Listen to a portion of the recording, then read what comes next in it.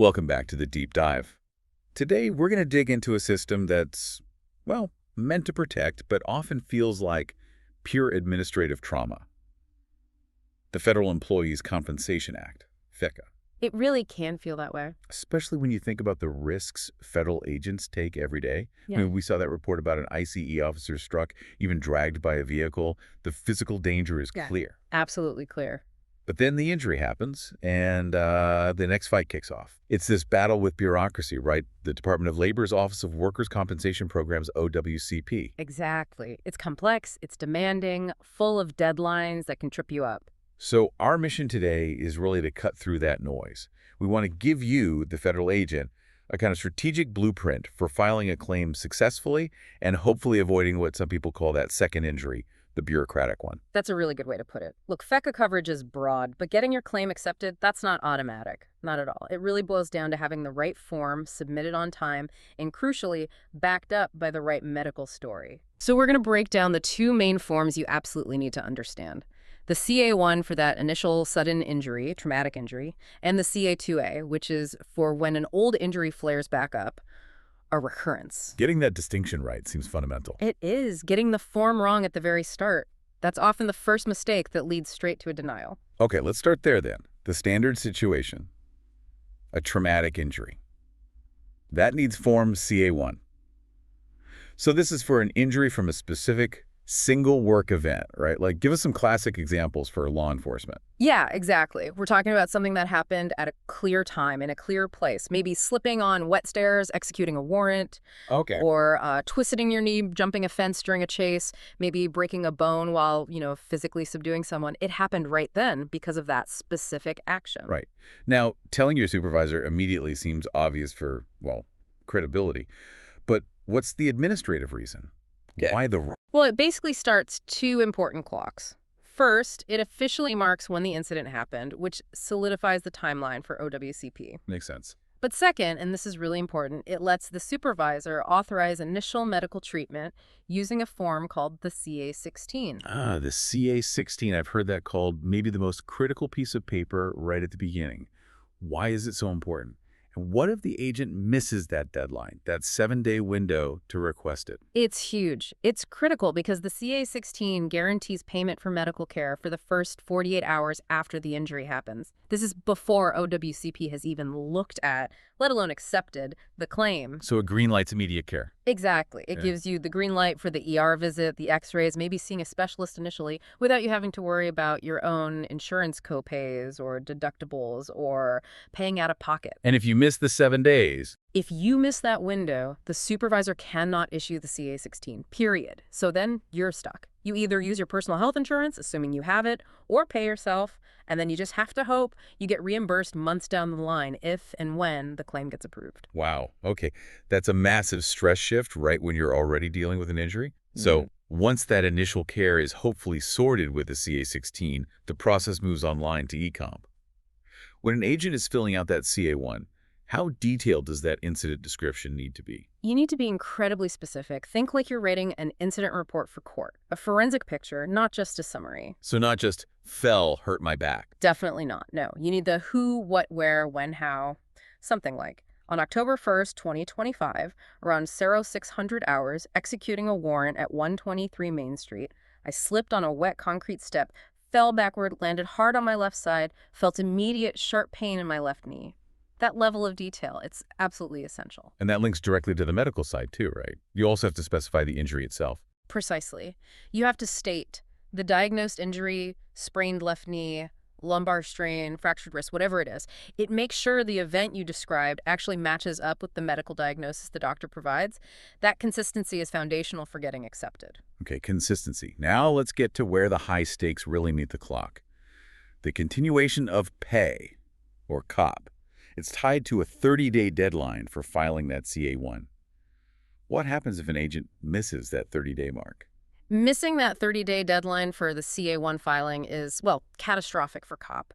Filing within 30 days is the only way to preserve your right to it. Miss it by even 1 day and you've waived your right to COP. It's a huge administrative error. Explain what COP actually means for the agent's wallet, essentially. It's honestly a fantastic benefit. COP gives the injured agent up to 45 calendar days of their full pay. And here's the key part.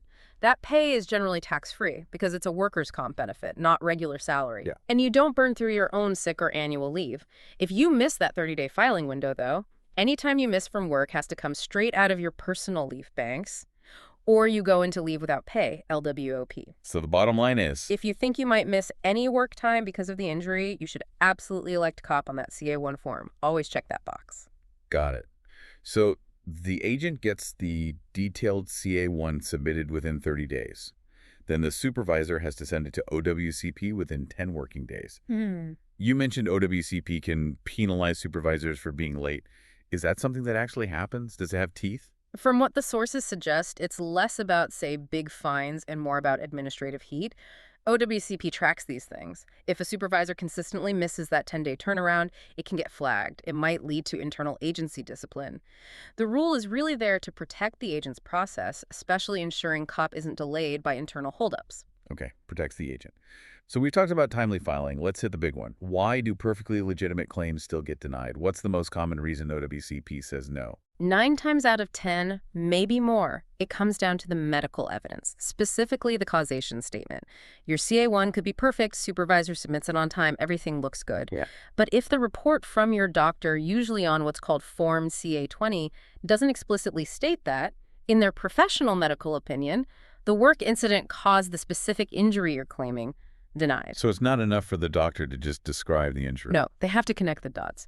Vague descriptions or slightly inconsistent details can cause problems too, sure.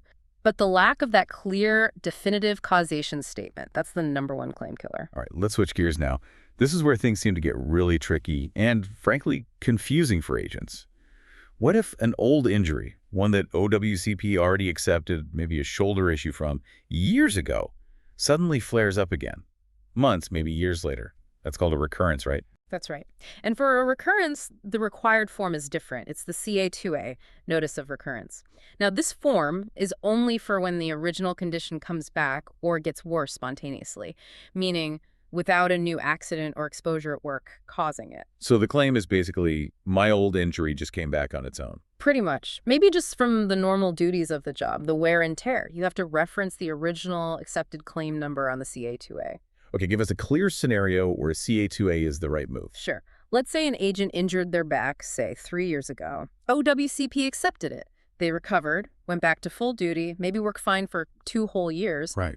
Then, one morning, they're just stepping out of their patrol vehicle, nothing dramatic, no slip, no fall, no struggle, and boom, intense pain flares up in the exact same area of their back. That's a classic CA2A situation. Okay, that seems clear. But you mentioned earlier, recurrence claims are tough. So let's integrate that strategic point right now. How does an agent figure out the difference if it's the same body part involved? This seems like a huge potential pitfall. It is the biggest administrative challenge, honestly, because if there was a new incident at work, even a small one, that contributed to that flare-up, then you must file a new CA1, not a CA2A. Even if it's minor. Even if it's minor. Let's take that same agent with the bad back.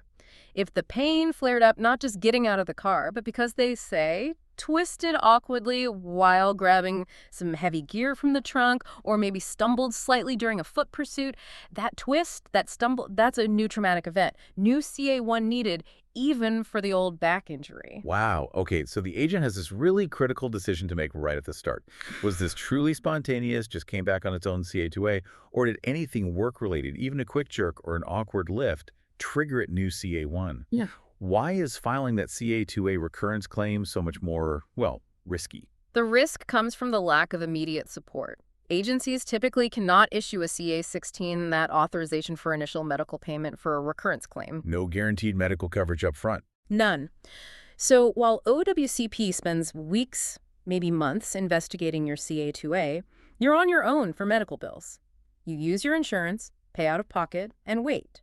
It leaves the agent completely exposed financially while waiting for that decision. That's a huge difference from the CA1 process with the potential for COP and the CA16. And you're saying the evidence needed for the CA2A is much harder to provide too? Much harder. The burden of proof is incredibly high.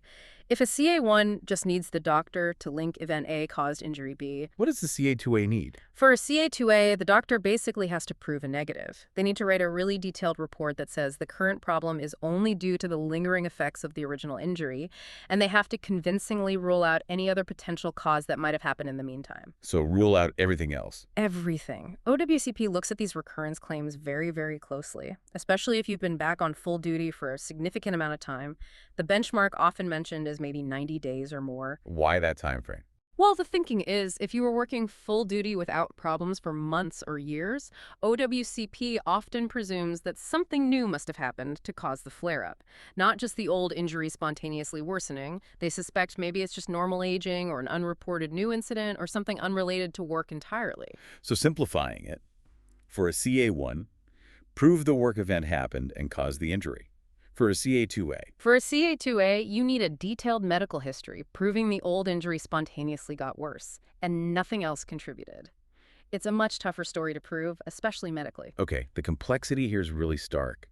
The forms, the deadlines, especially the high bar for medical proof on that CA2A recurrence. Yeah, It's overwhelming. it really is. And it explains why so many claims, even for genuine injuries, get denied just on technicalities, or because the medical paperwork wasn't quite right. It must be incredibly frustrating, which leaves people to look for expert help.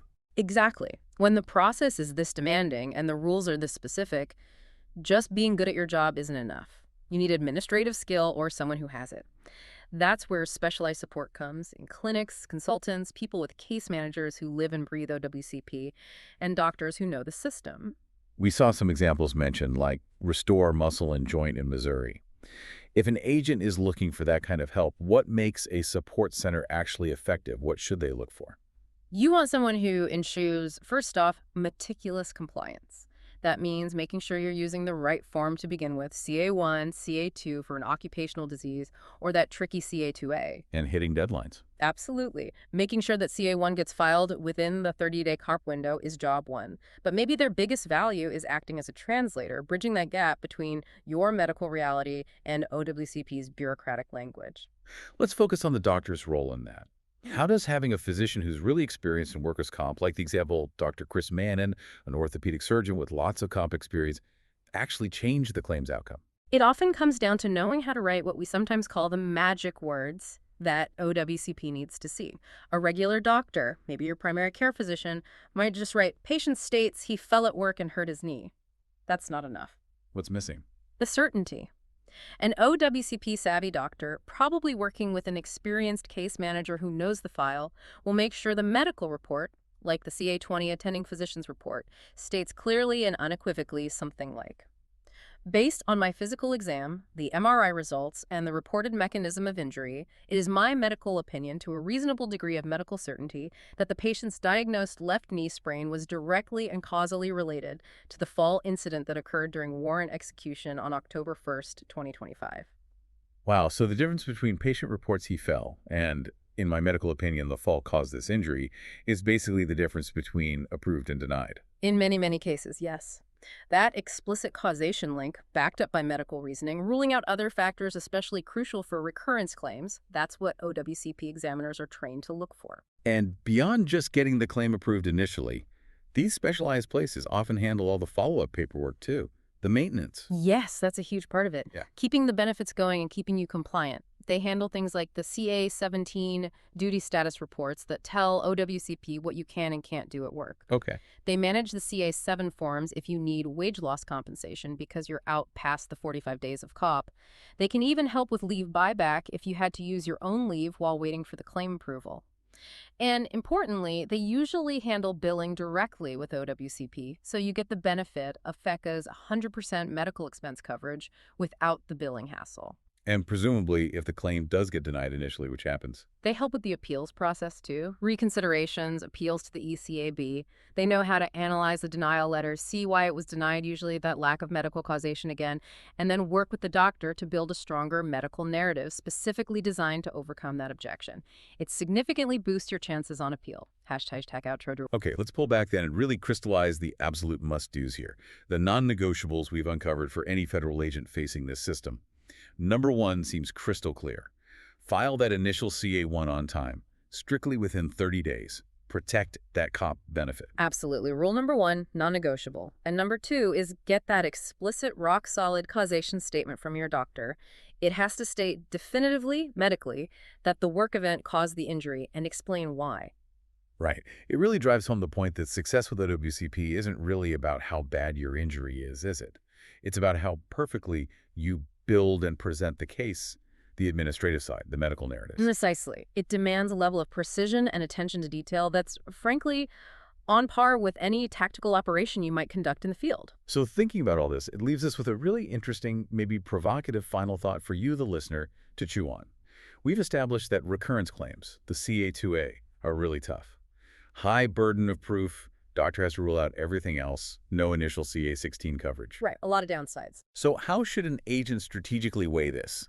If there was any kind of minor work activity, a little stumble, an awkward twist, a quick lift that contributed to an old injury flaring up, is it almost always the smarter administrative play to file a new CA1 for that minimal traumatic event, even if it feels small? Is that better than risking the intense scrutiny and the lack of initial support that automatically comes with filing that CA2A recurrence claim? That's the strategic tightrope, isn't it? Something definitely to consider as you navigate the complexities